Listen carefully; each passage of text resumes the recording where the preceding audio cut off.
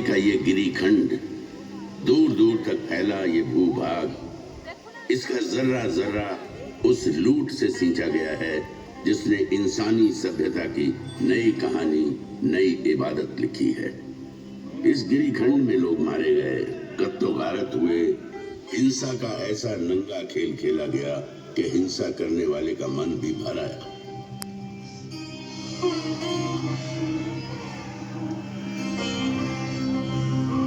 हैवानियत के बीच इंसानियत फिर से पैर जमाने लगी।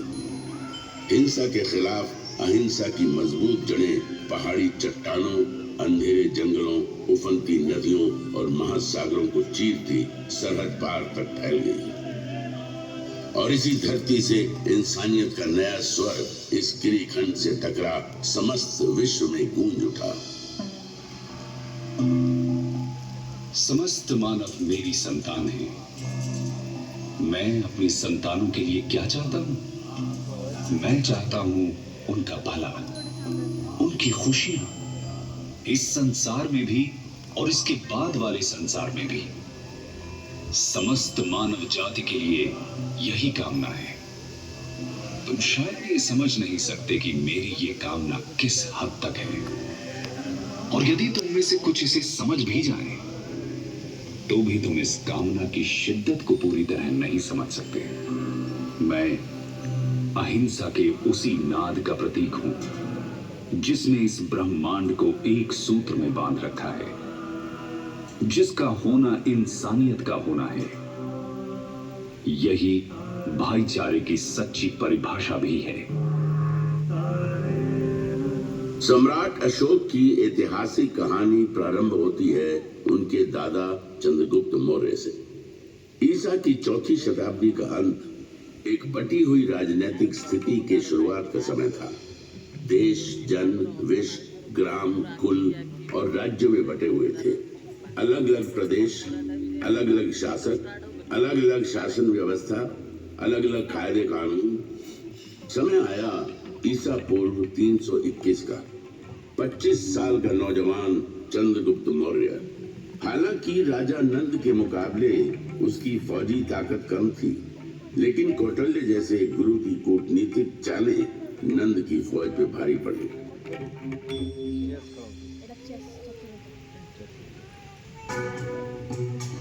सुनो चंद्रगुप्त, तुम्हें अगर नंद का समूल नाश करना है तो धैर्य से काम लेना होगा, और जैसा मैं कहता हूं वैसा ही करना होगा। भूखे को अगर थाली की गर्म खिचड़ी खानी हो तो बीच में कभी हाथ नहीं डालना चाहिए। इससे हाथ तो जलता ही है, मुंह भी जलेगा और पेट में छाले पड़ जाएंगे। इसलिए चंद्रगुप्त, खिचड़ी को किनारे से खाते हुए बीच की ओर बढ़ो। इस तरह बिना खुद को आहत किए तुम आखिरी दाने तक को खा सकते हो। ठीक उसी प्रकार तुम्हें नंद के राज्य पर विजय प्राप्त करनी है। मेरे बताए मार्ग पे चलो। वो समय दूर नहीं जब सत्ता का केंद्र तुम्हारे हाथों में होगा। तुम अधिपति बनोगे। चंद्रगुप्त ने कौटिल्य के बताए मार्ग पर चलना शुरू कर दिया। सीमावर्ती क्षेत्रों के साथ छेड़छाड़ शुरू हो गई। लक्ष्य था केंद्र पर अधिकार जमाना। गंगा किनारे का प्रदेश चंद्रगुप्त की मुट्ठी में आ गया। इसी बीच सिकंदर भारत से वापस लौट गया। सिकंदर के चले जाने से जो खालीपन पैदा हुआ, चंद्रगुप्त ने उसका भरपूर फायदा उठाया। चंद्रगुप्त उत्तर पश्चिम की तरफ बढ़ता चला। इन प्रदेशों को तेजी से अपने कब्जे में करता सिंधु नदी तक जा पहुंचा। उसकी नजर सिंधु पार के इलाकों पर थी, लेकिन वहां शासन था सिकंदर के सेनापति सेल्यूकस निकेटर का। चंद्रगुप्त रुक गए। उनकी नजर मध्य भारत पर पड़ी।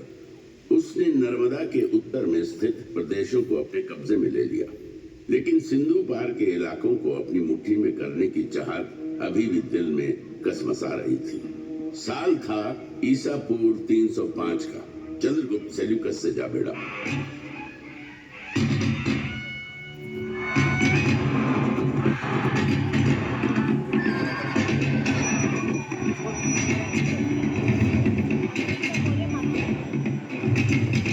लंबी चली लड़ाई में जीत चंद्रगुप्त के नाम हुई। और उसने सेल्यूकस को हरा सिंधु के बड़े भूभाग पर कब्जा जमा लिया। बंगाल से लेकर हिंदू कुश और हिमालय से लेकर नर्मदा तक के प्रदेश चंद्रगुप्त की छत्र छाया में आ गए। एक नए युग, नई व्यवस्था ने बीज से पौधे का रूप ले लिया। राज्य साम्राज्य में बदल गए और जन्म हुआ दुर्जय मौर्य साम्राज्य का। ऐसा कहते हैं कि अपने जीवन के अंतिम काल में चंद्रगुप्त मौर्य जैन सन्यासी बन गए। अपना साम्राज्य अपने पुत्र बिंदुसार को सौंप जैन मुनियों के साथ दक्षिण की ओर चले गए तथा जैन रीति के अनुसार अनाहार द्वारा अपने जीवन का त्याग कर दिया। चंद्रगुप्त के बाद बिंदुसार ने विशाल मौर्य साम्राज्य की बागडोर अपने हाथों में ले ली। चंद्रगुप्त के साम्राज्य विस्तार का सपना बिंदुसार का सपना बना। उसने दक्षिण पर आक्रमण कर मौर्य साम्राज्य का विस्तार सुदूर दक्षिण में मैसूर तक कर दिया। उसने बंगाल की खाड़ी और अरब सागर के बीच के समस्त प्रदेशों को जीतकर मौर्य साम्राज्य के अधीन कर लिया। भारत के विशाल भूभाग पर मौर्य के रथ की विजय पताका लहराते दौड़ने लगी। लगभग सारा उपमहाद्वीप मौर्यों के कब्जे में आ गया। सिर्फ एक क्षेत्र था जो अब भी उनकी पहुंच से बाहर था। वो था पूर्वी तट कलिंग। कलिंग आजाद अविजित था। उसने विजयी मौर्य रथों को अपनी सीमा में घुसने नहीं दिया था। कलिंग की सीमा पर अब भी कलिंग का ही ध्वज लहरा रहा था।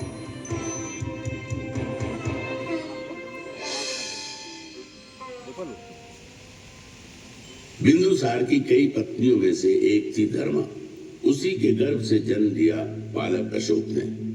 अशोक के जन्म और उसके पराक्रम की भविष्यवाणी महात्मा बुद्ध ने पहले ही कर दी थी।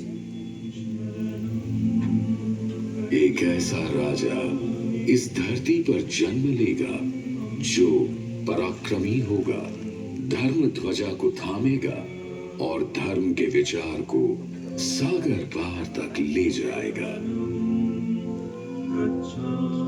भविष्य अशोक की राह देख रहा था। अपने कई भाइयों में छोटा अशोक मेधावी था। गुरुओं की बताई बातों को फौरन समझ लेता। शस्त्र चलाने का खेल उसे खूब भाता था।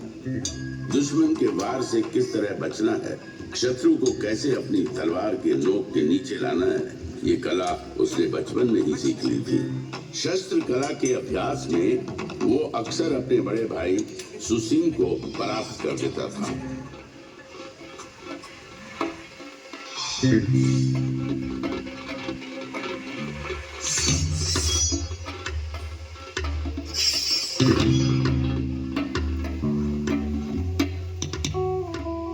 वाह, अद्भुत! अशोक मेरे पुत्र, तुम्हारा भाई सुसिम तुमसे ज्येष्ठ है, उम्र में तुमसे बड़े हैं, लेकिन शस्त्र चलाने को तुम्हारी अद्भुत क्षमता और पराक्रम के आगे तुमसे छोटे हो जाते हैं। तुम दोनों मुझे प्रिय हो पुत्र। तुम पितामह चंद्रगुप्त के पौत्र हो, मौर्य साम्राज्य के भावी संरक्षक। तुम्हारी देखरेख में मौर्य वंश और साम्राज्य वैसे ही सुरक्षित रहेगा जैसे मां की गोद में और पिता की छाया में शिशु। पुत्र अशोक, अब समय आ गया है जब मैं तुम्हारे कंधे पर साम्राज्य के एक हिस्से की देखरेख का भार सौंप थोड़ा निश्चिंत हो सकूं। राजकाज में रुचि लेना प्रारंभ करो पुत्र। बिंदुसार ने अपने छोटे पुत्र अशोक को राजकाज के कामों में लगाया। उसकी प्रतिभा पर गहरा भरोसा दिखाया। पिता का ये अगाध प्रेम और अशोक के प्रति बढ़ते अनुराग से सुसिम व्याकुल हो उठा।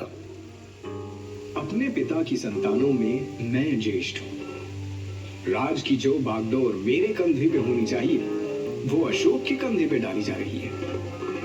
पिता का अशोक के प्रति यह अनुराग मन शंकित होता है। सुसिम बेचैन था और अशोक लगन धैर्य के साथ प्रांतों को नियंत्रित करने के कार्य में लग गया। अपने साहस, बुद्धि और नियंत्रण करने की अद्भुत क्षमता ने अशोक की लोकप्रियता में 4 चांद लगाना शुरू कर दिया।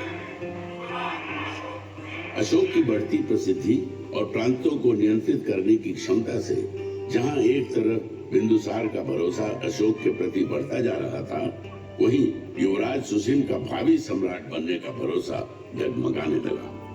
युवराज होने के बावजूद अशोक उसे प्रतिद्वंदी की तरह नजर आने लगा। सुदूर उत्तर पश्चिम तक्षशिला के प्रांत में असंतोष बढ़ने लगा था। फौजी गुटबाजी शुरू हो गई थी। एक प्रांत के अंदर कई सैन्य दल बन गए थे। उनकी आपस की खींचतान और असंतोष से तक्षशिला खतरे में था। सुसीम के लिए यही अवसर था जब वो अशोक को पिता बिंदुसार की नजरों से दूर कर सकता था। सुसीम ने इस अवसर का भरपूर फायदा उठाया।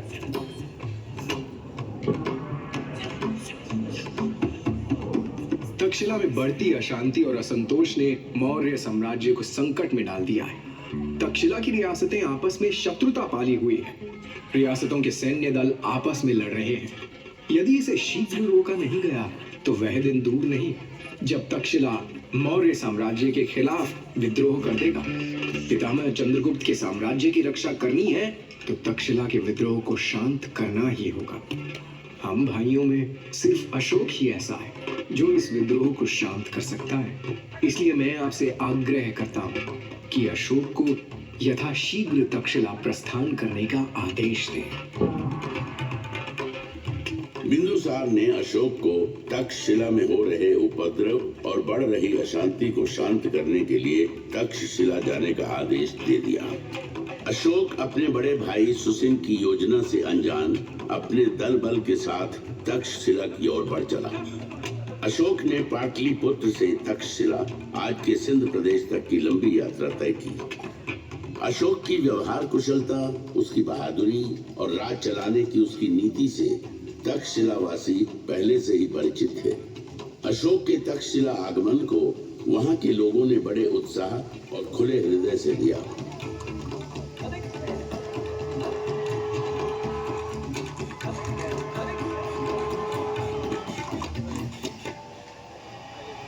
अशोक का जबरदस्त स्वागत किया गया।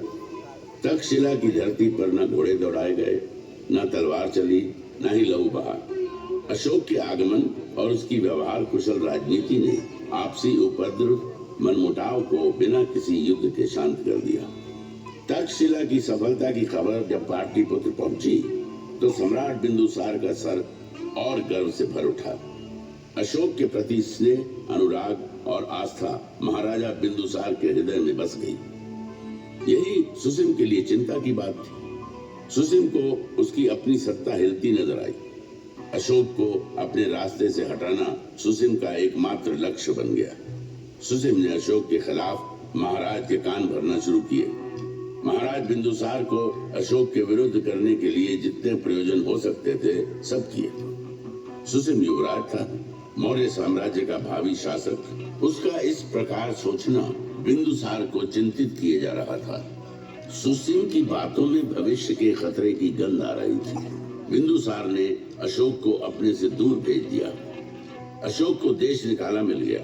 क्रोध और घृणा से भरा अशोक अपने भाई सुसीम की योजना को भली भांति समझ चुका था। अपने हृदय में धधकती ज्वाला को दबाए अशोक मौर्य साम्राज्य से बाहर निकल गए।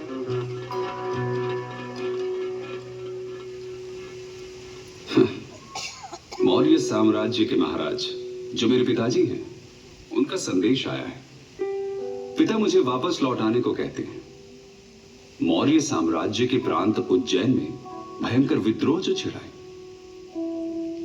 मेरे अपने ही भाई ने मेरे खिलाफ पिताजी के कान भरे, मेरे खिलाफ किया। यही पिताजी जो निमंत्रण देकर मुझे बुला रहे हैं, उन्होंने देश निकाला का आदेश सुनाते एक पल की भी देर नहीं की। यह कैसा संबंध है? क्या यह निमंत्रण सिर्फ इसलिए है कि मेरे भाइयों में विद्रोह को कुचलने का साहस नहीं? फिर तो युवराज सुसीम को कोई अधिकार नहीं कि वो मौर्य साम्राज्य की प्रजा पर राज करें। जो राजा अपनी प्रजा की भावनाओं, उनकी आवश्यकताओं को न समझता हो, उसे राज करने का अधिकार ही नहीं। एक बार फिर मेरा हृदय क्रोध और ग्लानि से भराया है। मैं चाहूंगा उज्जैन अवश्य जाऊंगा। मौर्य साम्राज्य को मेरी जरूरत है।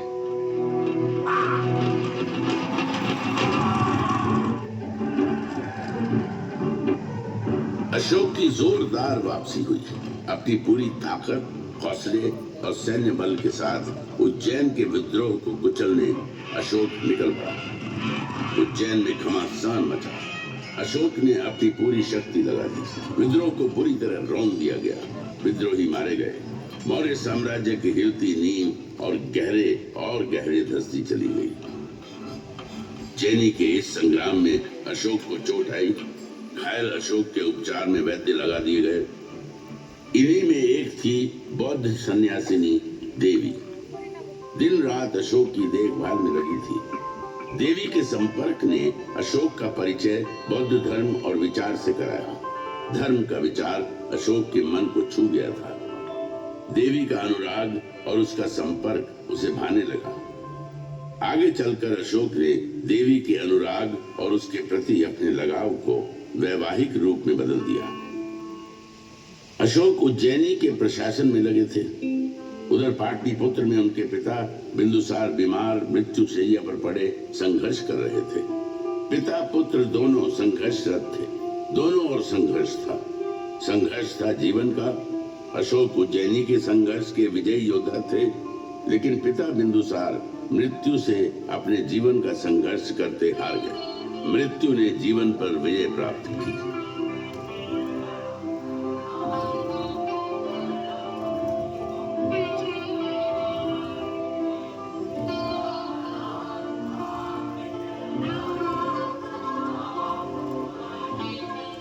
पिता से दूर, पिता की मृत्यु के समाचार ने अशोक को पुनः नए संग्राम में ला खड़ा किया।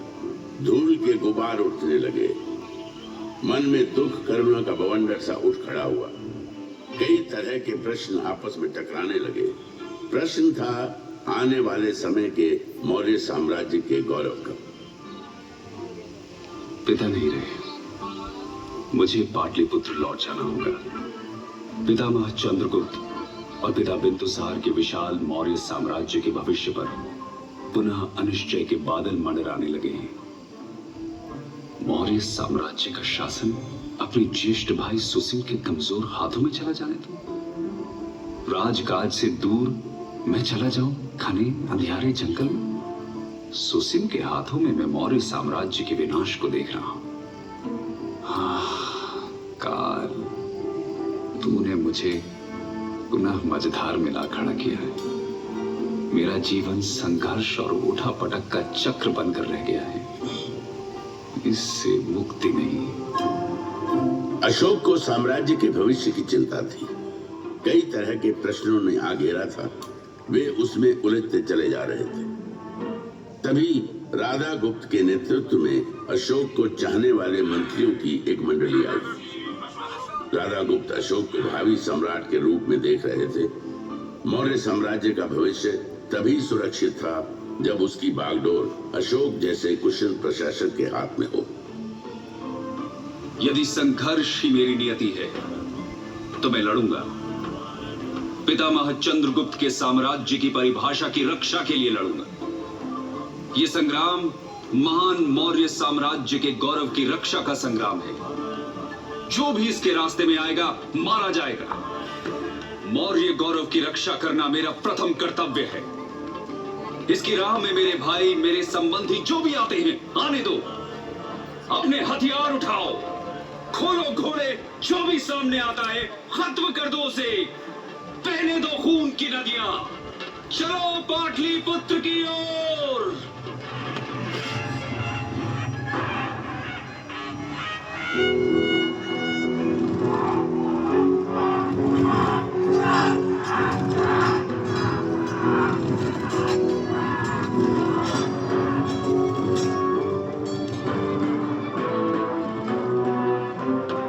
भयंकर मारकाट मची। खून बहे। जो भी सामने आया मारा गया। अशोक ने साम्राज्य की खातिर अपने सभी भाइयों का कत्ल कर दिया। सुसीम मारा गया। मौर्य साम्राज्य का गौरवशाली मुकुट अशोक ने अपने माथे पर धारण किया। जीवन संघर्ष ने अशोक के मोम जैसे हृदय को पत्थर सा बना दिया था। इस हृदय में दया नहीं थी, करुणा का कतरा कतरा सूख चुका था। पाटलिपुत्र की गद्दी पर बैठने के साथ ही अशोक ने साम्राज्य विस्तार के लिए एक के बाद एक कई लड़ाइयां लड़ी। युद्धों का ये सिलसिला लंबा चला, लेकिन एक प्रदेश अभी भी था जो अशोक की पहुंच से दूर था। वो प्रदेश था कलिंग प्रदेश। कलिंग अभी भी उसकी पहुंच से दूर था। कलिंग नरेश राजा अनंत चंद्रभान की जय। कलिंग नरेश राजा अनंत चंद्रभान की जय। कलिंग आजाद था, पराधीनता उसे स्वीकार न थी। उत्तर भारत के समस्त राज्य अशोक के कब्जे में आ गए थे। पूरब में बंगाल और दक्षिण में कृष्णा नदी तक उसका साम्राज्य फैल चुका था। कौटिल्य के अर्थशास्त्र के अनुसार अशोक की राजधानी पाटलिपुत्र उस समय दुनिया के सबसे बड़े नगरों में गिनी जाती थी। 5 करोड़ से अधिक आबादी का सम्राट अशोक दुनिया के सबसे ताकतवर सम्राट के रूप में जाना जाने लगा। विजय जिसके माथे पर लिखी थी, जो अविजित था, अजय सिर्फ कलिंग का प्रदेश था जो उसके विजेता होने को चुनौती दे रहा था। कलिंग का इलाका जहां एक ओर स्थल मार्ग से जुड़ा था, वहीं दूसरी ओर सामुद्रिक मार्ग से भी। इसलिए राजनीतिक और सामरिक दृष्टि से वो महत्वपूर्ण बना हुआ था। दूरदर्शी अशोक दक्षिण भारत पर अपनी बेहतर पकड़ बनाने के लिए कलिंग को अपने अधिकार में करने के महत्व को भली भांति समझ रहे थे। मौर्य साम्राज्य को अभेद्य बनाना है तो समुद्री मार्ग को अपने कब्जे में करना होगा। सामुद्रिक मार्ग भविष्य में आफत डाल सकता है। कलिंग, हाँ, कलिंग को कब्जे में करना होगा। कलिंग विजय भूमार्ग और जलमार्ग दोनों पर विजय लेकर आएगी। अशोक ने कलिंग के विरुद्ध युद्ध की घोषणा कर दी। अशोक के अश्वारोहियों और पैदल सैन्य बलों ने कलिंग को घेर लिया। जबरदस्त किलेबंदी की गई। देश के बाकी हिस्सों से कलिंग का संपर्क टूट गया। अशोक को लगा कि कलिंग जल्द ही घुटने टेक देगा, लेकिन कलिंग वासी स्वाभिमानी थे, स्वतंत्र विचारों के, स्वतंत्रता प्रिय थे। आजादी प्राणों से अधिक प्रिय थी। भयंकर मारकाट मची।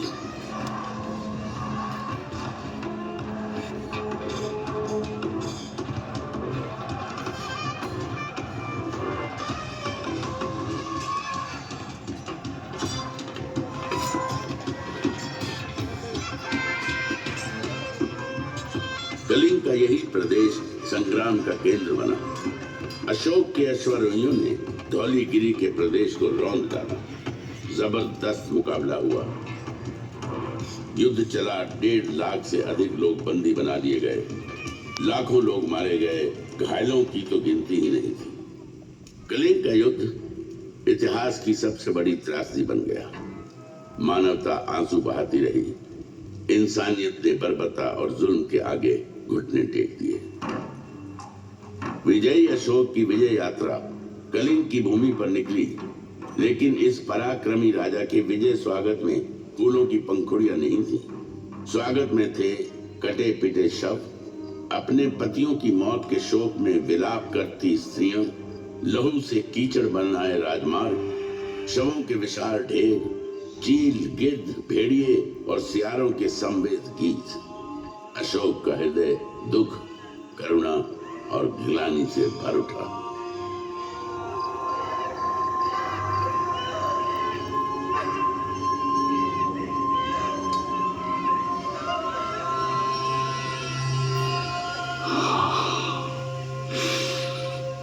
ये मैंने क्या कर दिया?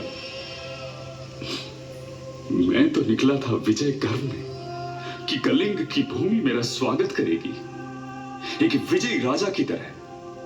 फूलों की वर्षा, चंदन और कुमकुम से मेरे माथे पर तिलक होगा। अरे मेरे कर्म,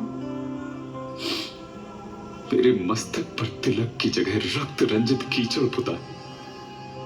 मेरे स्वागत को पीछे मुर्दा शरीर, कटे हुए मानव अंगों के ढेर, सियार और भेड़िए गा रहे हैं विजय गीत। वातावरण में सिर्फ दुर्गंध, मुर्दा शवों की दुर्गंध। क्या यही है मेरी यश भूमि? यही है मेरा पराक्रम? यदि विजय है ये, तो पराजय क्या? ये विजय है या पराजय? न्याय है या अन्याय? ये वीरता है या कायरता? क्या निरपराध बच्चों और स्त्रियों की हत्या ही वीरता है? मैंने जो किया है, क्या यही है मेरा साम्राज्य विस्तार और सहिष्णुता?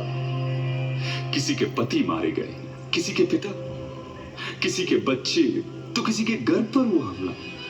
मुर्दा शवों के ढेर थे। क्या किया मैंने? ये विजय प्रतीक है या पराजय की बू? ये मंडराते गिद्ध, चील और कौवे संदेश वाहक हैं उस दुराचारी की मृत्यु के जिसने ये कर्म किए। प्रभु, मुझे शांति कहां मिलेगी?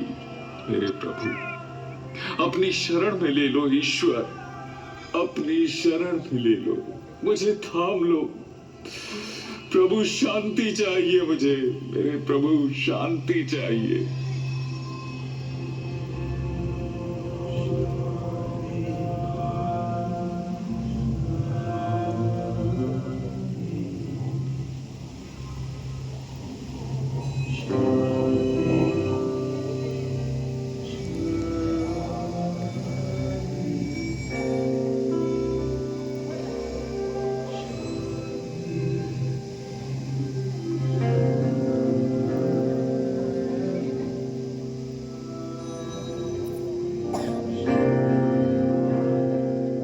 बौद्ध संत उपगुप्त और मंजूश्री ने अशांत, व्यथित, शोकाकुल अशोक के माथे पर स्नेह का हाथ रखा, उसकी उंगली थामी और हिंसा के मार्ग से अहिंसा के मार्ग पर लेकर चलते चले गए।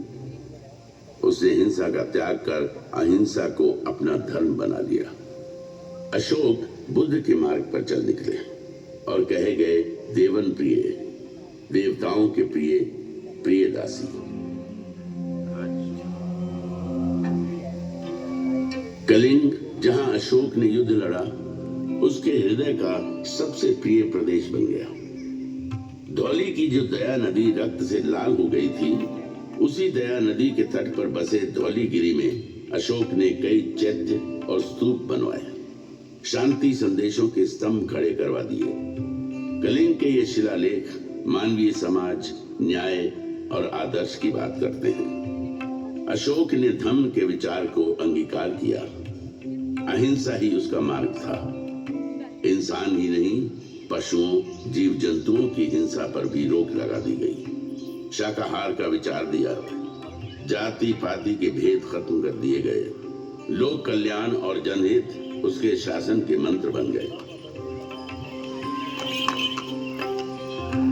सड़कों पर मैंने बड़ वृक्ष लगवाए हैं जो पशुओं और मनुष्यों को छाया देंगे। प्रत्येक 9 मील की दूरी पर मैंने आम के बागीचे लगवाए और कुएं खुदवाए हैं, विश्राम गृह बनवाए हैं, कई प्याऊ बनवाए हैं। मैंने ये सब इसलिए किया है कि मेरी प्रजा धम्म के अनुसार आचरण करे। धम्म की नीति को लागू करने के लिए उसने धर्माधिकारी नियुक्त किए और धम्म के विस्तार के लिए कई शांति संदेशकों को देश विदेश के विभिन्न हिस्सों में भेजा।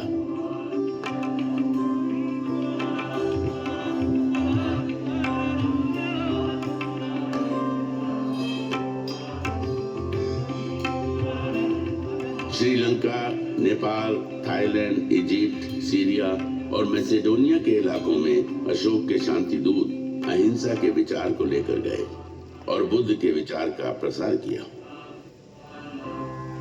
लगभग 40 वर्षों तक साम्राज्य का संचालन करने के बाद 232 ईसा पूर्व में महान सम्राट अशोक ने देह त्याग दी।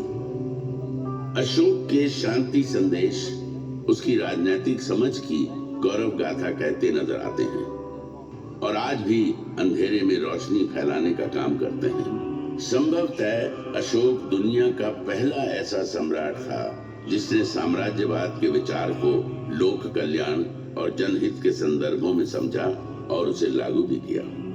हिंसा के विरोध में अहिंसा के बौद्ध दर्शन को जन जन तक पहुंचाया। धौली में अहिंसा का प्रतीक स्वरूप एक बौद्ध स्तूप और एक हाथी का स्वरूप यहाँ बना हुआ है, जो अहिंसा के उसी विचार का प्रतीक है। मेरे नाद में महान अशोक का नाद भी मिला हुआ है। मैं नाद हूं शांति का।